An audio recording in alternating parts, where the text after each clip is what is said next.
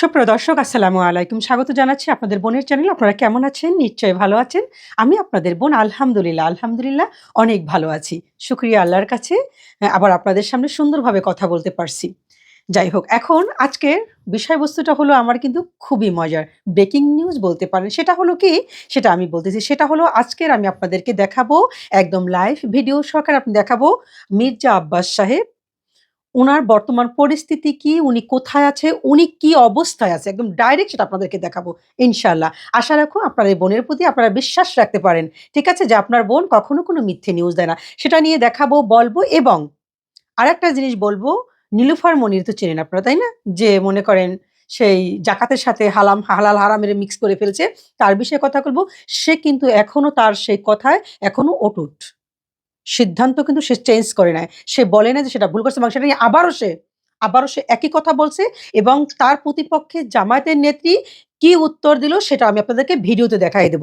তার সামনে। তার সেই প্রশ্নের উত্তর সে কিভাবে দিল। আমি সেই ভিডিওগুলো আপনাদেরকে অবশ্যই ছোট করে ক্লিপ দিয়ে সেই বিষয় নিয়ে কথা বলব। তাহলে আসুন সবার ১ম এই আমি দেখাই আপনাদেরকে, বেশি কথা না বলে সবার ১ম এ দেখাবো যে মির্জা আব্বাস সাহেবকে আমি সেই ভিডিও দেখাচ্ছি আপনাদের। আপনারা অনেকেই ভুল ধারণা করতেছেন, অনেকেই মিথ্যে কথা হয়তো অনেকে না জেনে বলতেছেন, অনেকে জেনে বলতেছেন, অনেকে এআই দিয়ে ভিডিও তৈরি করতেছে।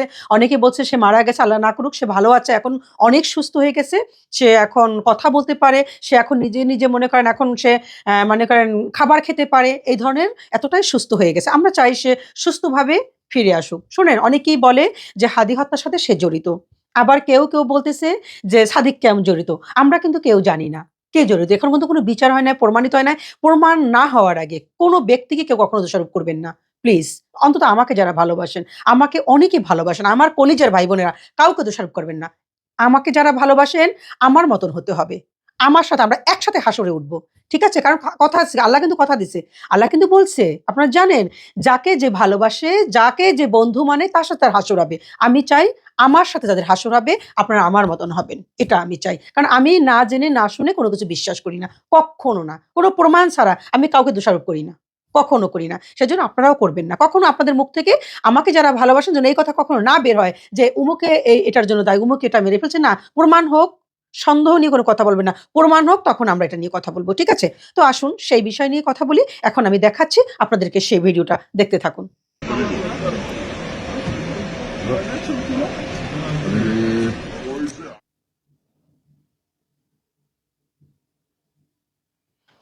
এটা কিন্তু তার মেডিকেলের লাইভ। ওখানে সাউন্ডটা বন্ধ করে দিচ্ছি আমি। ওখানে অন্য মানুষের কথা, সেজন্য। দেখেন সে কিন্তু বসে আছে। বসে আছে, ভালো আছে। আপনারা এটা মনে করবেন না এটা এআই দিয়ে তৈরি। আপনার বোনের চ্যানেলে সমস্ত সবকিছু দেখবেন নিখুঁত। এখানে কোনো খুঁত পাবেন না, এখানে কোনো এআই দিয়ে তৈরি কোনো কিছু পাবেন না। ইনশাআল্লাহ আশা করি। তো আপনারা দেখলেন, এখন প্রমাণ দেখলেন যে উনি ভালো আছে। উনি আগের চেয়ে অনেকটা ভালো আছে। আপনারা দেখছেন এর আগেই কিন্তু উনার ওয়াইফ কয়েকদিন আগে একটা ভিডিও দিছে তার পেইজে যে মির্জা আব্বাস সাহেব অনেক ভালো আছে আগের চেয়ে, সুস্থ আছে। খুব তাড়াতাড়ি সে আমাদের মাঝে ফিরে আসবে ইনশাআল্লাহ সেটা। তো সেজন্য আমি আপনাদেরকে দেখালাম যে দেখেন এখানে এটা নিয়ে বিভ্রান্ত হওয়ার কিছু নাই, কোনো কিছু নাই। দেখেন এখানে বিশেষ করে যারা অনেকেই বলতেছেন যে আমি একটা কথা বলি আমার মন থেকে। আসলে কি ঢাকা ৮ আসনটা কেন যেন একটা অভিশপ্ত আসন। বুঝছেন? এটা আমি বলি। কেন বলবো? এখানে তো হাদি যখন দেখেন হাদি চলে গেল। তারপরেও কিন্তু সেখানে দেখেন মির্জা আব্বাস সাহেব হইল। সেই আসনে এখন পর্যন্ত খালি পড়ে রইল গেল। আমার মনে হয় না মির্জা আব্বাস সাহেব ভালো হইল উনি সেই আগের দাপটে, আগের মতন করে হয়তো ঠিক আছে উনি যাবে সংসদে সেই হুইল চেয়ারে হয়তো, নয়তোবা ধরে নিয়ে যাবে, নয়তো সে আস্তে কথা বলবে। সেই যে তার আগের দাপট, সেটা কিন্তু থাকবে না।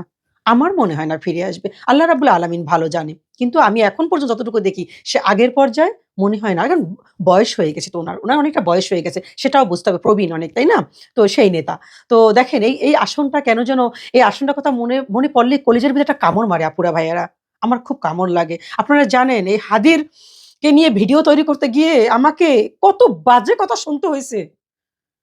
আমি সেটা ভুলতে পারি না। আমাকে যে কত গালি দেওয়া হইছে, আমাকে যে কত বলছে, "তুই দেশে আয়, তোকে হাদির মতন করব।" কত স্ক্রিনশট আমি রেখে দিছি। কারণ আমি দেশে গেলে আমার নিরাপত্তার জন্য সেই স্ক্রিনশট গুলো আমি রেখে দিছি যে আমাকে কত হুমকি দেওয়া হইছে। শুধু বিচার চাইছি। আমি কিন্তু কখনো বলি নাই কাউকে যে মির্জা আব্বাস সাহেব এটা করছে, অমুকে এইটা করছে, সুমুকে এইটা করছে। আল্লাহর কসম, আল্লাহে কসম। আমি কখনো বলি না। আমার ভিডিওতে দিতে পারবেন না, আমি বলতে পারি না। আমি কাউকে কখনো দোষারোপ করি না। আমি শুধু বিচার চাইছি। যে করছে তার বিচার চাই। এটাই বলছি। আর সেই কারণে আপনারা হয়তো অনেকে দেখছেন, আমার তো হাজার, হাজার কমেন্ট সেখানে।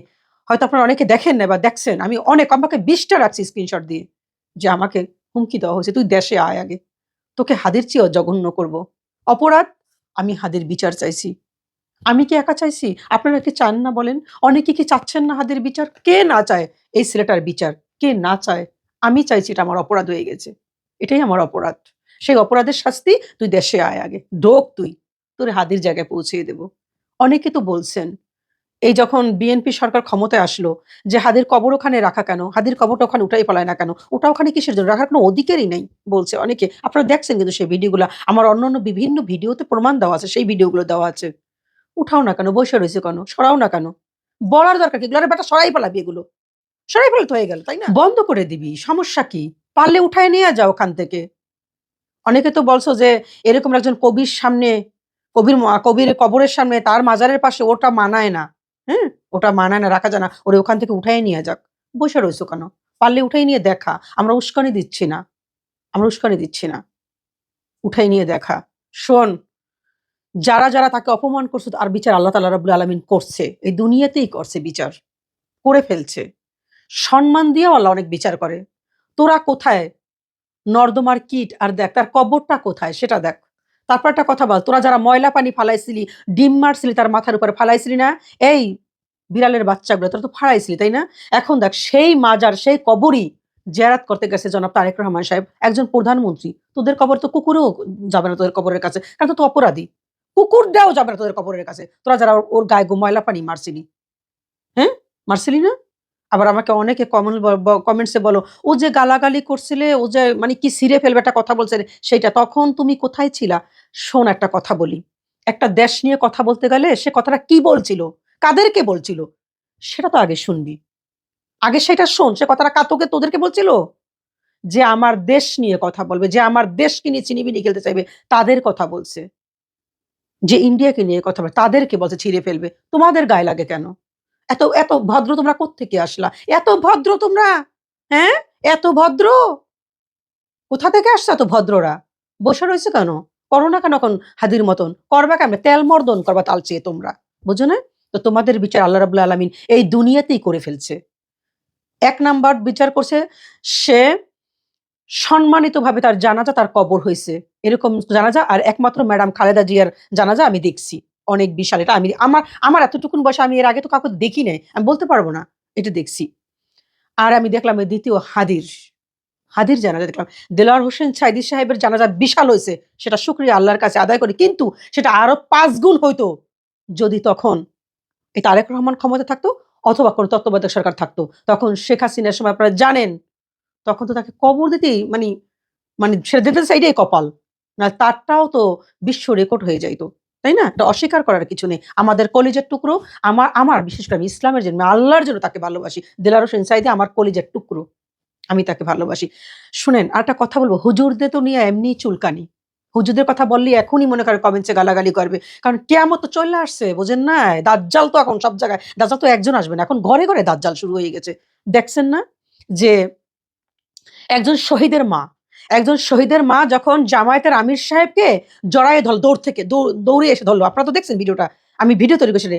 কি বাজে মন্তব্য তাকে করছে। আপনারা দেখছেন না? শুনছেন না আপুরা ভাইয়ারা? আমার কলিজার বোনেরা বলেন। শুনছেন তো?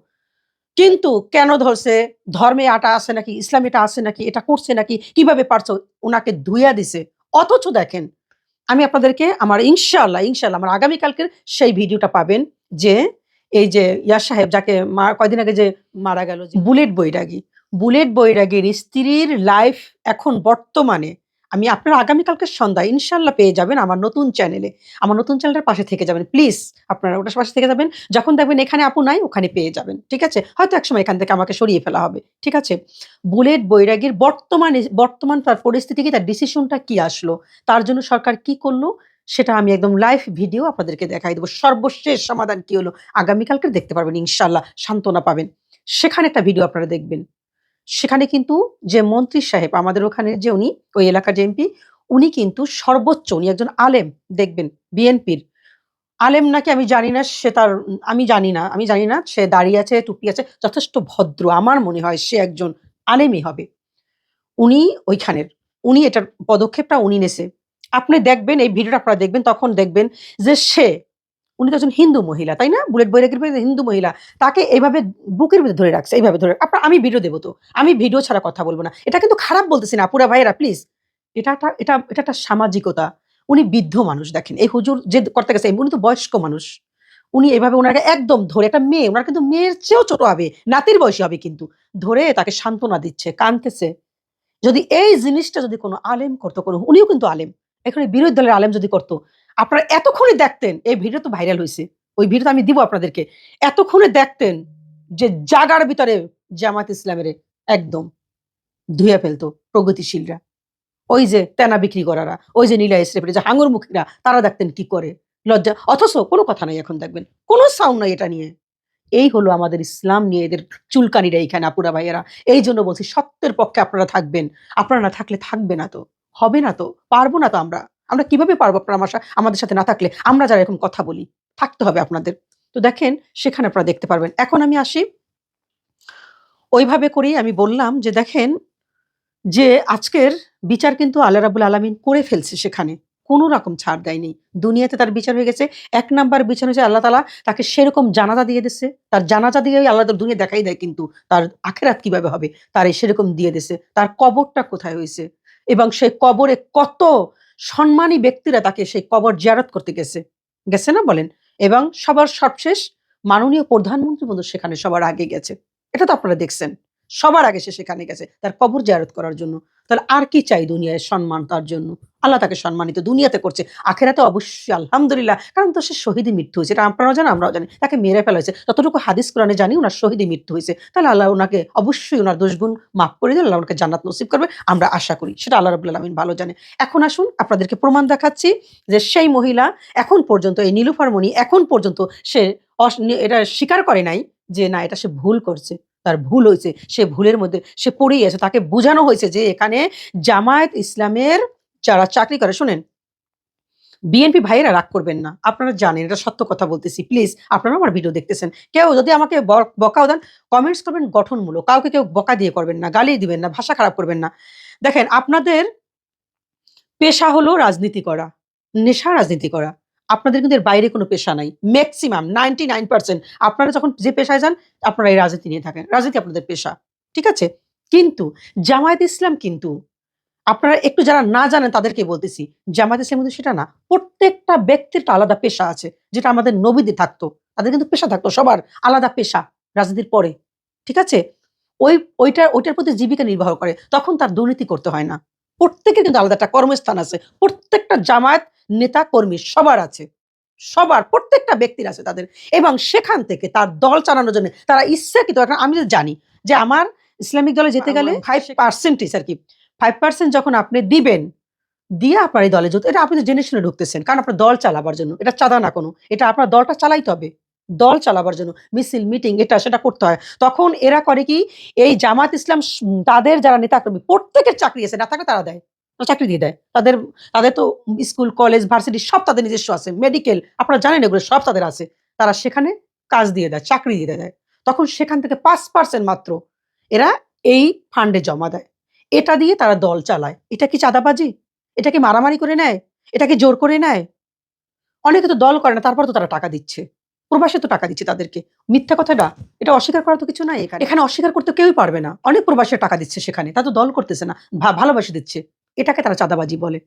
সেইটার উত্তর এতভাবে দেওয়া হইছে যে আপনারা তো দলে আপনাদের কোনো কাজ করে না কেউ। এটাই আপনাদের কাজ। আর এত কাজ করে। এটা তো প্রমাণিত। এখানে মিথ্যে কিছু নাই। সেটার প্রমাণ দেয় তারপরও হয় না। দেখেন, এই ভিডিওটা একটু দেখেন। এই ভিডিও দেখলে আপনারা অনেক কিছু জানতে পারবেন এখানে। যে সে এখনো তার সেই আগের জায়গায় এখনো স্টিল সে বসে আছে। এই নীলুফার মণি। সে কত বড় দেখেন একজন মানুষ, যে একজন একটা ইসলামিক দলকে সেই জাকাতের টাকা বলে যে এরা নাকি জাকাতের টাকা খায় এবং এটা তার চেয়ে ভালো। উনার চেয়ে চাঁদাবাজি করে সেটা অনেক ভালো। এখন পর্যন্ত শুনি সেই কথায় অটল আছে। এখনো। দেখেন ভিডিওটা দেখাচ্ছি।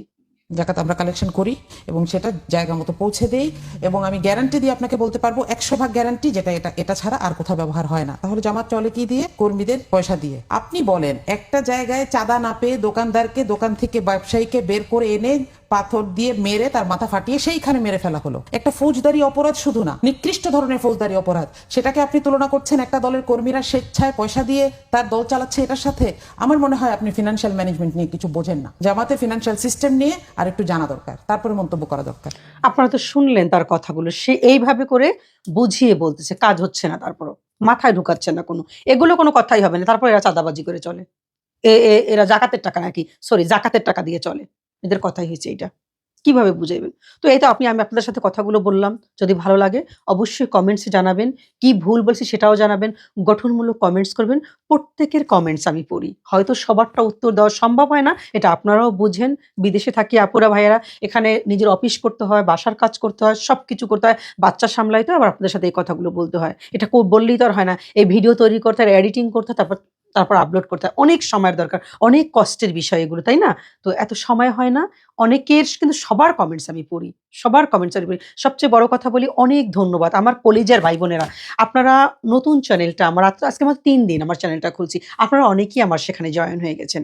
আমি আমার কমেন্টসের ১ম কমেন্টসটা, পিন কমেন্টসটা আমি ১ম এই দিয়ে দেই। আমার চ্যানেলের লিঙ্কটা আপনারা চেষ্টা করবেন আমার নতুন চ্যানেলটা সাবস্ক্রাইব করে আমার পাশে থেকে যাওয়ার জন্য। আর এটাই তো অবশ্যই করবেন যারা নতুন আজকের ভিডিওটা দেখছেন। ভালো থাকবেন আপনারা সবাই। সবার জন্য সবাই আমরা দোয়া করব। ঠিক আছে? আল্লাহ হাফেজ। আসসালামু আলাইকুম।